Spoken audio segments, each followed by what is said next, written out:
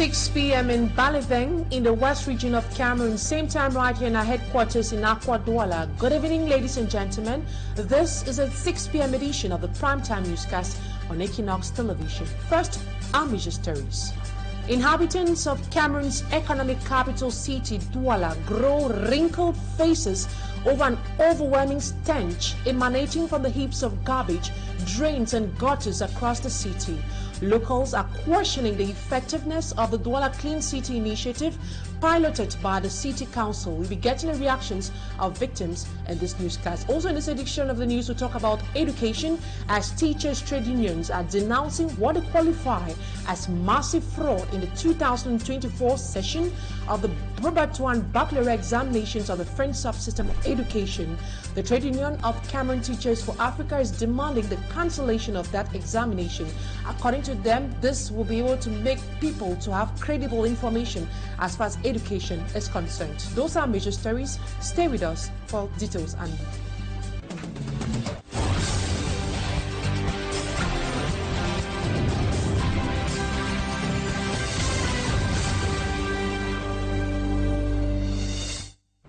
We begin this news edition right here in the city of Douala, where some city dwellers believe the Operation Douala Clean City, initiated by the city mayor, is not bearing the desired fruits. According to them, much still has to be done when it comes to waste collection. The citizens explain their ordeals in this report compiled by Innocent Aze. The presence of the SACAM is not quite felt in some localities in the city of Douala, like New Daido, Bonabo, Bepanda, Bonaberi and many others. Heaps of rubbish are abandoned in neighborhoods and on the streets for over 5 days or weeks. In the Bonabo quarter, for instance, is found a heap of trash abandoned for over a month. A stretch of roads leading into a section of the quarter is littered with deaths, posing a hindrance to mobility and activities. People cannot walk freely, even vehicles cannot pass. Parts of the field drop in the drainage channel, blocking runoff from flowing flexibly.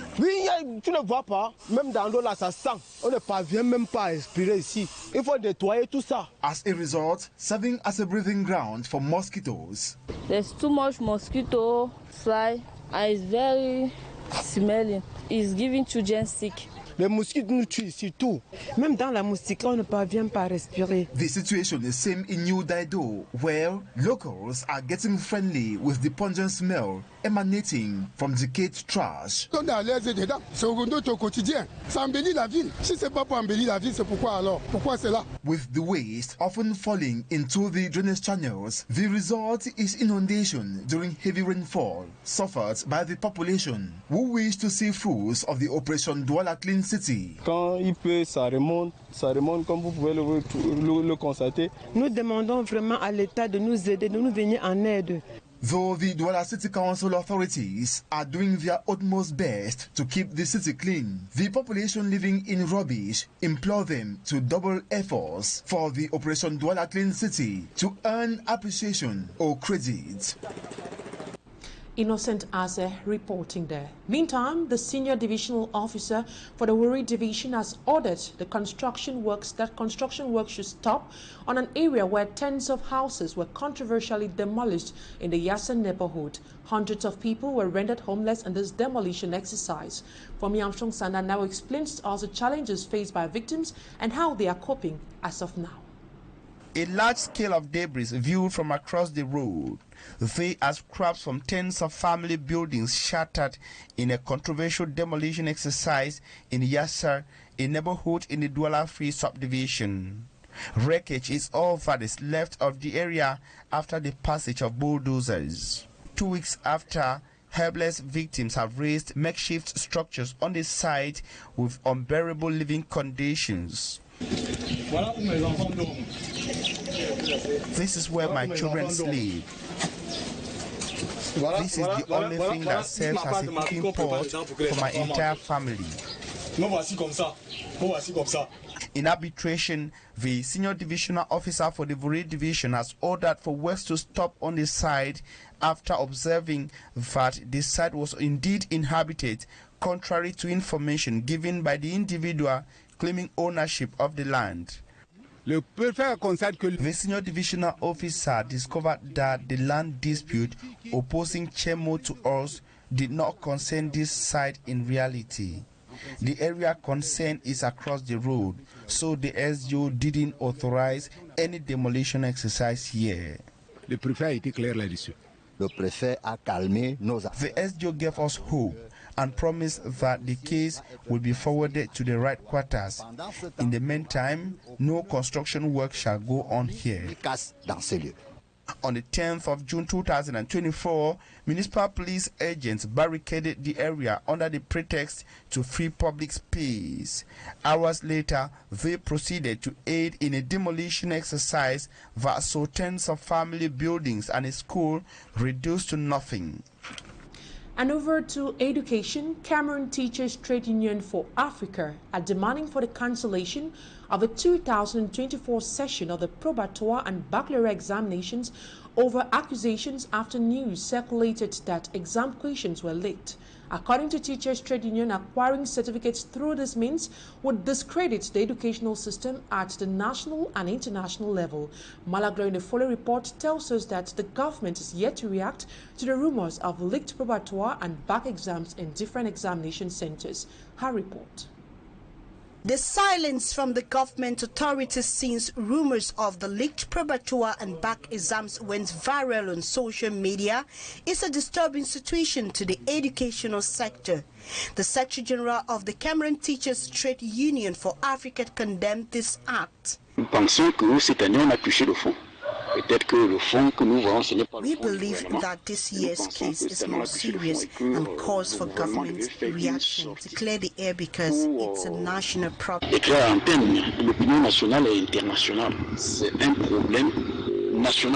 Sources say it is the second year that leaked official exams have been recorded in Cameroon.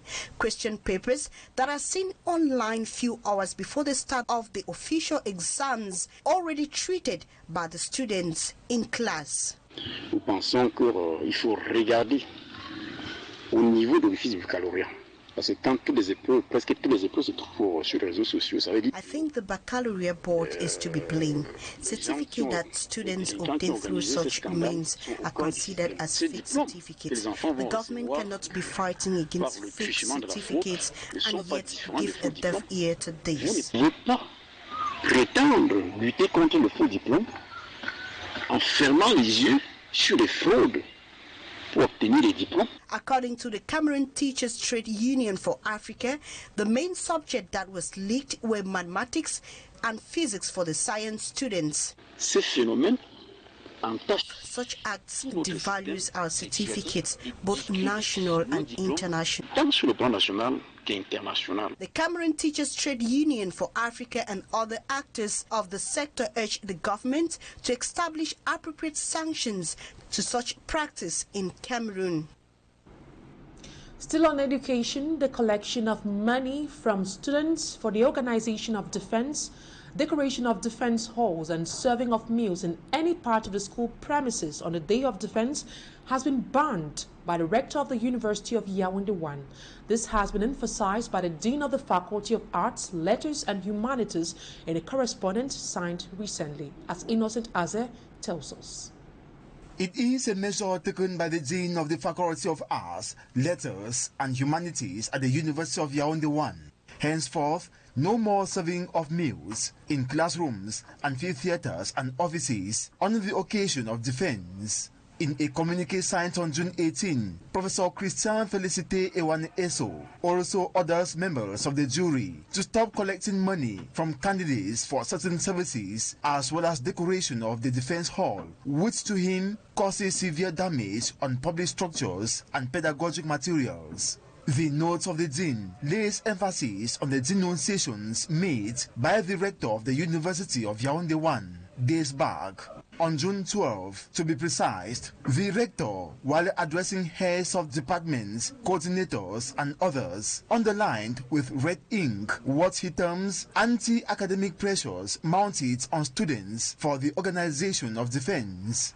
In reality, From decoration of the defense halls to preparation of defense dishes and handing of envelopes to members of the jury, candidates spent immense sums. Some reportedly spent about 1.5 million francs CFA for their defense. Well-informed sources disclose that all these expenses are integrated in the budget of the University of Yaounde 1. This implies all the fees levied on students constitute a scam. Innocent Azer reporting there. Now we take you to Kumba in the Mehmet division of the Southwest region, where some Muslim women went about vandalizing houses, accommodating hard drug consumers.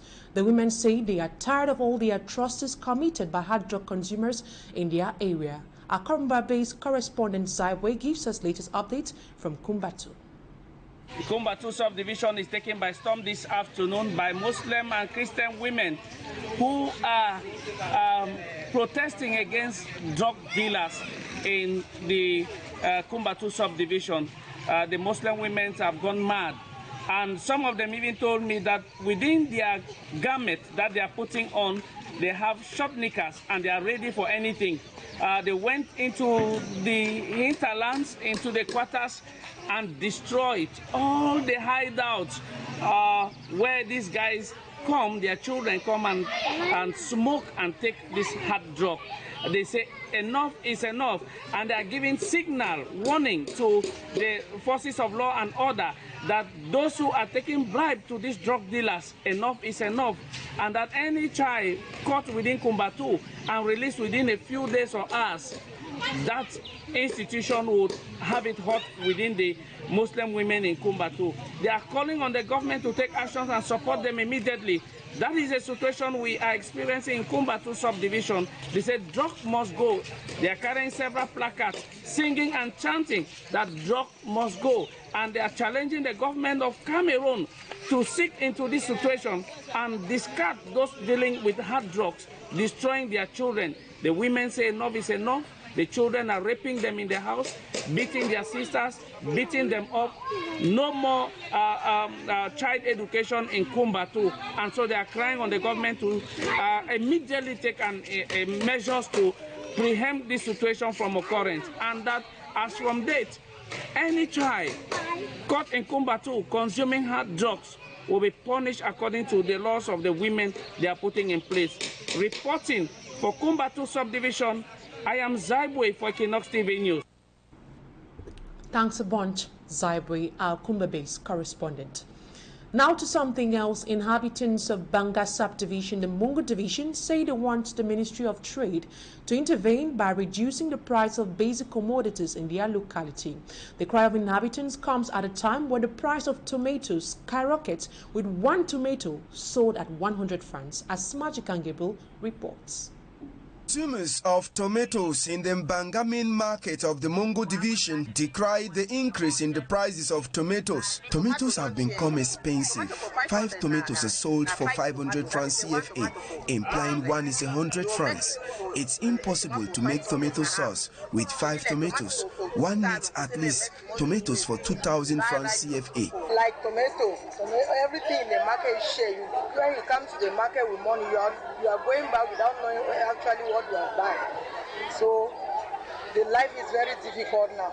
A tomato vendor at the market says the increase is due to the transportation and other fees they pay on their goods. We took the fresh tomatoes from Buda this week, and one basket cost 7,000 francs CFA. We paid 300 francs each for it to be transported to Banga, and to arrive here in Banga, it totals 7,500.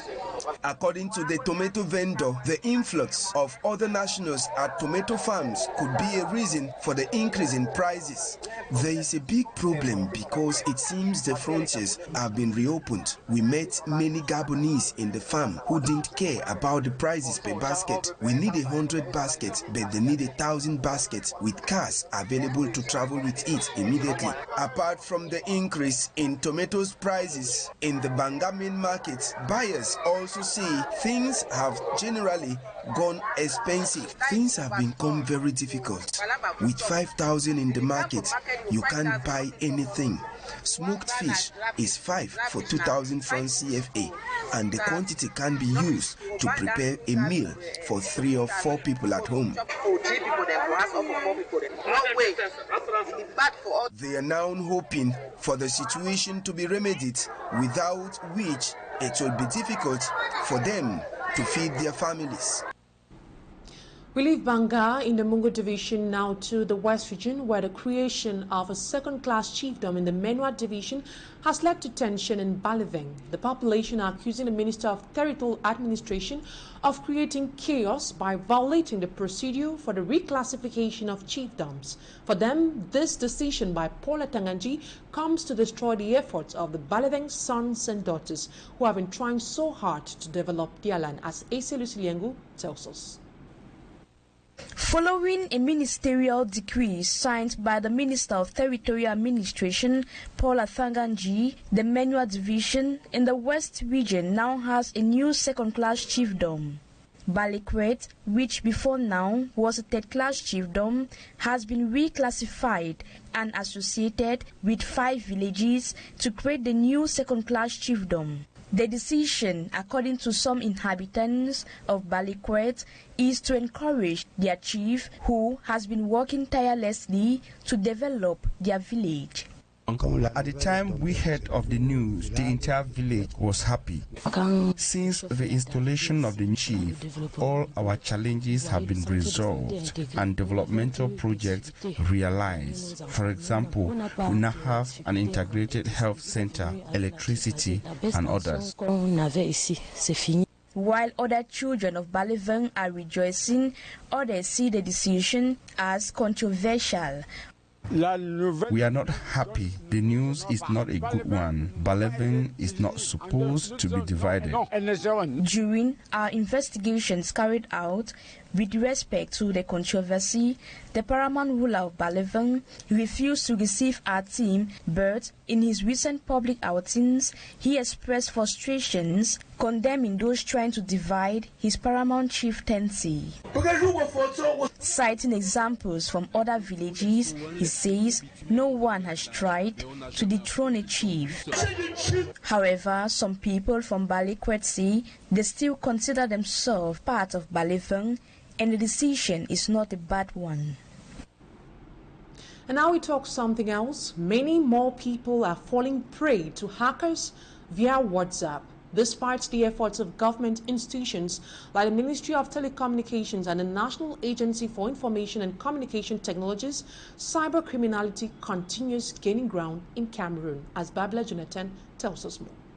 Cyber criminals are increasingly using WhatsApp social media network to carry out their illegal activities. They hack into accounts of individual users and groups and use the hacked accounts to extort money from other contacts or blackmail the account owners. Judith is one of their recent victims. Je reçois un appel WhatsApp. She received a call and the English-speaking caller told her that she is in the same WhatsApp group with her, apparently to gain her trust. He then invited her to a webinar starting in some few minutes. Je vois un code à 4 chiffres, donc je lui renvoie le code. A code was sent to her and she was requested to send back the code to the sender. Once she did that, her account was hacked and the hacker began asking financial aid from her contacts. This is one of the strategies of their modus operandi. Quand vous n'avez pas de mot de passe sur votre téléphone WhatsApp, a reputation expert, Begas Orin Joyum, says that in the absence of a WhatsApp password, hackers can double open a WhatsApp account on a computer. La personne est simplement venue cloner le QR code. Another possibility is that the hacker gets access into a telephone and scans the WhatsApp code that enables him or her to open the account in a computer. Sur le lien que vous avez cliqué, soit vous téléchargez des virus qui collectent vos données privées. Hackers also access the phones and particularly the WhatsApp accounts of their targets via links. Once a victim clicks on the link, their personal information are shared with the hacker, who then uses the data to achieve his or her criminal intentions. Statistics of the National Agency for Information and Communication Technologies, ANTIC, show that the economy of Cameroon lost 12.2 billion francs CFA to cyber criminals in 2021. Antique reveals that most of the hackers are convicts or detainees in the Koningi Central Prison in Yaounde and the Douala Central Prison. That's it for the first part of the news. Talking Point is up next.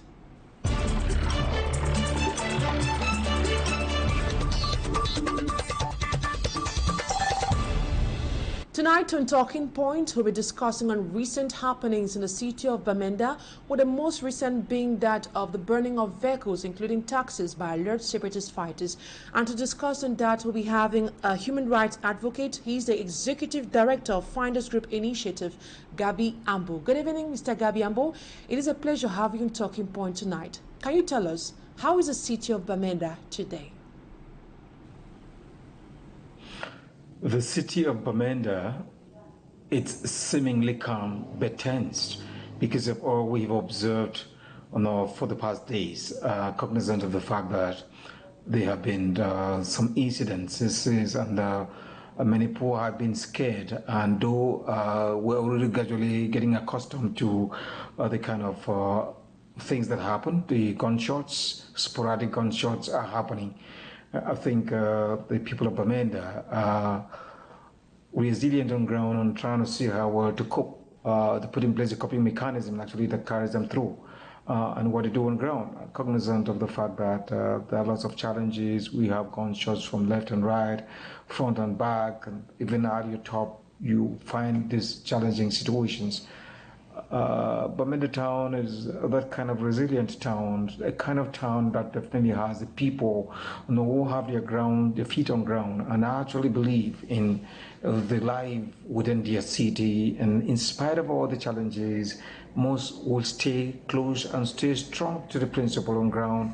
They will stay strong to the things they do on ground, and to ensure that they are able to leverage actions in spite of the difficulties, in spite of the insecurity that rises by the day, and at times it slows down to give a picture of normalcy, when in the next few seconds you get some responses coming from both protagonist ends in that circumstance. So it's actually a town that is, the people are gradually accepting and being able to learning a method in which they can actually cope with respect to the things actually that they are doing on ground, aside the ongoing protracted armed conflict that has bedeviled the community of the Northwest, and most especially Bamenda as a whole in the circumstance. So we have that as a concern for the Bamenda mine.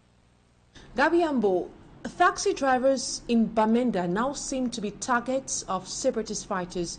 Several taxis and heavy-duty trucks having burnt down. The most recent case was that in Church Street. The said taxi belonged to a person living with disability. Do you think the fight for independence is seeing what is happening at the moment?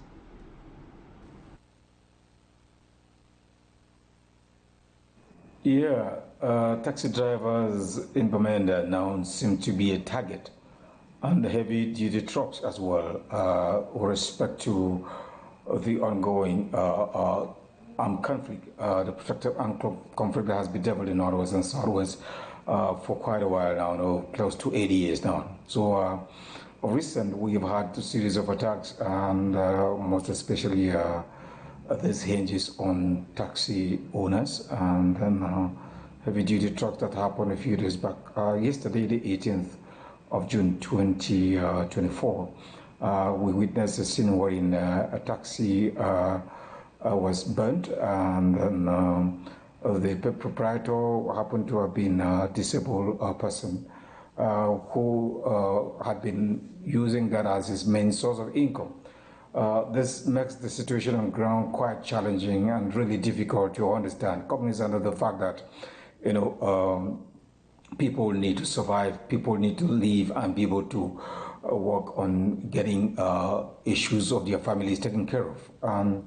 If the struggle keeps going on the way it's going, it raises quite a lot of challenges on ground, most especially here in Bamenda. And we are just like saying that it does not, in a sense, to me, mean that the fight for independence is uncalled for or is definitely doubtful, but that the methodology and the approach used on ground is quite challenging, because if you have to start killing your own and doing the obnoxious things and doing killing, abductions, and you can name the list, and burning of people's properties, it makes it challenging. I don't think that's what the struggle is all about, and I think the struggle actually is genuine and actually needs focus, needs attention to the right authorities, which is a purely political issues that needs that address. Aside all of these killings and all these attacks, I suppose the right issues definitely need to be addressed by the key stakeholders on ground.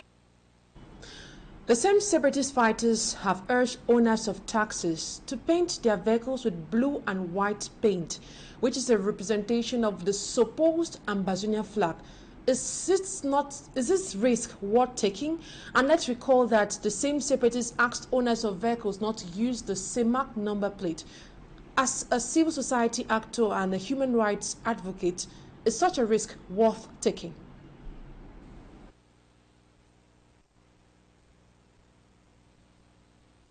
Yes, it's quite interesting to know that there has been that quest for the change of colors of taxis by the Amazonian fighters as a sign of recognitions of the Amazonian flag, which is white and blue.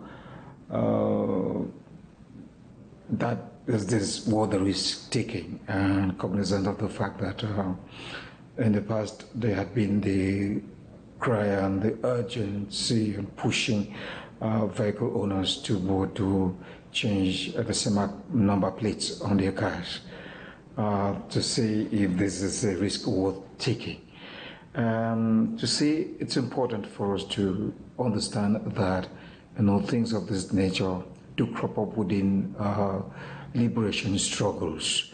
But the question is the degree and how effective this process on ground is, and how safeguarding it is, to the very subject and the very people who they are standing out to defend and protect. These are some of the challenging things that actually bring to question, the main essence of the struggle in a sense, and to ensure that, let the right path is taken, to engage the right actions on ground, rather than just, come up with anything because we feel like we get up one morning, we want to do one thing or the other. It looks as if it's a spell on us that we get into doing those things. So I think it's important for those involved in this, ensuring an identity of a people, be more strategic and more professional in the way this is done to avoid harming innocent citizens. That I recall, and I still talk about it in that circumstance because it's not worth it.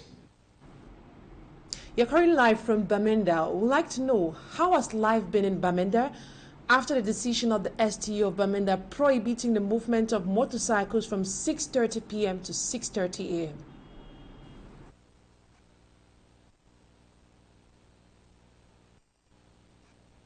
Yes, the ban on the motorbikes from 6:30 p.m.